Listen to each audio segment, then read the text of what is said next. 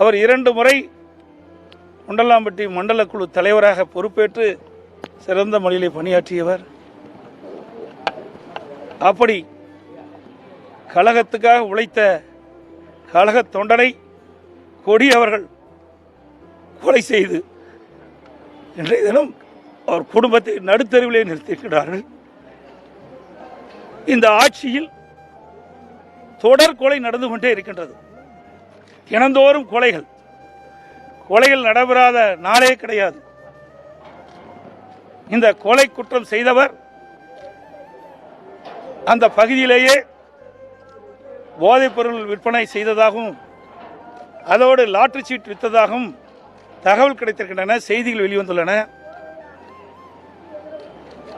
இப்படி சட்டத்துக்கு புறம்பாக செயல்பட்ட ஒருவரை காவல் நிலையத்தில் மறைந்த திரு சண்முகம் அவர்கள் புகார் செய்த காரணத்தினால் அந்த பொறுத்து கொள்ள முடியாத இப்பொழுது கைது செய்யப்பட்டிருக்கின்ற சதீஷ் அவரோடு இருக்கின்ற குற்றவாளிகள் இந்த கொடும் செயலில் ஈடுபட்டு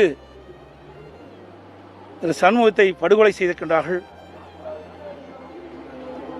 இந்த கொலை குற்றத்தில் ஈடுபட்டுள்ள அனைவரையும் போலீஸ் கைது செய்து உரிய விசாரணை மேற்கொண்டு சட்டப்படி நடவடிக்கை எடுக்க வேண்டும் என்று நான் வலியுறுத்துகிறேன். திரு சண்முகம் அவளை இழந்து வாடும் அவர் குடும்பத்தாருக்கும் அவருடைய உறவினருக்கும் என்னுடைய ஆழ்ந்த இரங்கலையும் வருத்தத்தையும் தெரிவித்துக் கொள்கின்றேன்.